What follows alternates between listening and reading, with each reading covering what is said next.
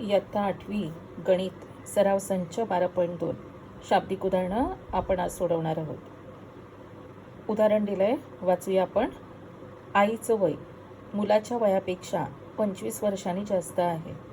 8 वर्षानंतर मुलाच्या वयाचं आईच्या वयाशी असणारं गुणोत्तर 4/9 होईल, तर मुलाचे वय काढा. सुरुवातीला उदाहरण नीट वाचून घ्यायचं आहे. पहिल्या अटीनुसार काय सांगितलंय बघा. आईचं वय मुलाच्या वयापेक्षा 25 वर्षांनी जास्त आहे. आई आणि मुलाच्या वयाचं गुणोत्तर दिलंय. तर आपल्याला दोघांपैकी कोणाच्या तरी वयाला x मानायचं आहे. तर ह्या ठिकाणी आपण मुलाचं वय x मानूया. मुलाचे आजचे वय x मानू. मग आईचं वय किती असेल? आईचे आजचे वय, आई किती वर्षांनी मोठी आहे? 25 वर्षांनी. जास्त म्हणजे आपण अधिक करायचे, x अधिक 25. आता आपण दुसऱ्या अटीनुसार बघूया. 8 वर्षानंतर मुलाच्या वयाचं आईच्या वयाशी गुणोत्तर. 8 वर्षानंतर मुलगा किती वर्षाचा होणार आहे? तर 8 वर्षांनी मुलाचे वय, आज तो x वर्षाचा, तर 8 वर्षांनी तो 8 वर्षांनी वाढणार आहे, म्हणजे x अधिक 8. 8 वर्षानंतर आईचं वय, आईचे वय, आजचं वय आईचं आहे x अधिक 25 आणि त्यामध्ये आपण अजून 8 मिळवणार आहोत. म्हणजेच x अधिक 25 आणि 8 यांची बेरीज केली तर 33 येणार आहे. म्हणजे 8 वर्षानंतर आईचं वय x अधिक 33 होणार आहे.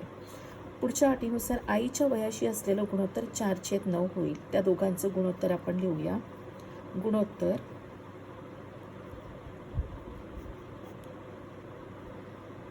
मुलाचं वय x अधिक 8 आणि आईचं वय x अधिक 33. मुलाच्या वयाचं आईच्या वयाशी असलेलं गुणोत्तर ह्या ठिकाणी दिलेलं आहे 4/9. ह्या ठिकाणी समीकरण तयार झालेलं आहे. आता पुढे समीकरण सोडवायचं कसं? आपण समीकरणं सोडवलेली आहेत त्यानुसार आपण तिरकस गुणाकार करणार. 9 x अधिक 8 आपण कंसात घेतले, बरोबर 4 गुणिले कंसामध्ये x अधिक 33. कंस सोडून घ्यायचा आहे. 9 गुणिले x, 9x, 9×8 72.